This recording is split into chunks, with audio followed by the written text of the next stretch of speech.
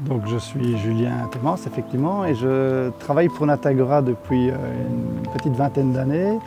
Et en tant que volontaire, je m'occupe de la réserve naturelle du Carpuy, je suis conservateur.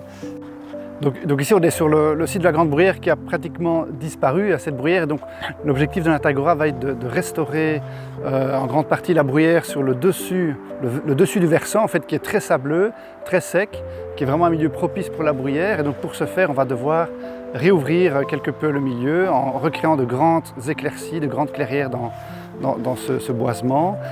Et on espère pouvoir retrouver toute une série d'espèces d'insectes notamment. On a notamment ici une petite mygale qu'on peut retrouver dans la bruyère.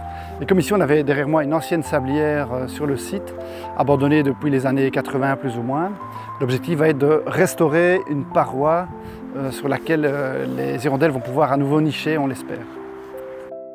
Voilà, et donc ce milieu est vraiment un refuge pour des espèces très rares dans la région, parce que le milieu étant très rare, évidemment les espèces inféodées au milieu le sont encore plus. Et donc on a un petit criquet ici qui a été redécouvert 20 ans après la dernière observation, qui est le criquet des jachères. Et donc ici on se trouve à l'heure actuelle dans la zone de jonction un petit peu entre les sols secs et les sols humides. Donc progressivement, en descendant la colline, on arrive au niveau d'une ligne de source. Donc il y a sur le site une trentaine de sources visibles qui sont séparées par des zones humides à chaque fois. Et plus on se rapproche de ces sources, évidemment, plus le sol se gorge en eau et on voit vraiment l'évolution de la végétation est très apparente. Et quand on arrive sur cette fameuse ligne de sointement et de sources, on va retrouver toute une série d'espèces vraiment très typiques, comme ici la sphaigne. La sphaigne qui est vraiment la mousse des tourbières, qui va constituer cette tourbe en se dégradant très lentement. En fait, c'est une mousse qui joue un effet éponge. Elle va vraiment se gorger d'eau toute l'année et maintenir aussi un microclimat très particulier qui est favorable à différentes espèces.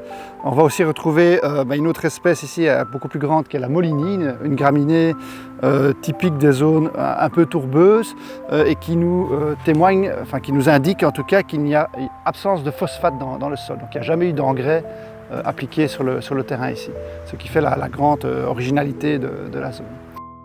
Voilà, ne fût-ce que la présence de certaines espèces botaniques peuvent nous indiquer toute une série d'informations en termes de qualité des sols, de teneur en nutriments, d'humidité, d'acidité ou de type de gestion aussi, on peut dire beaucoup de choses.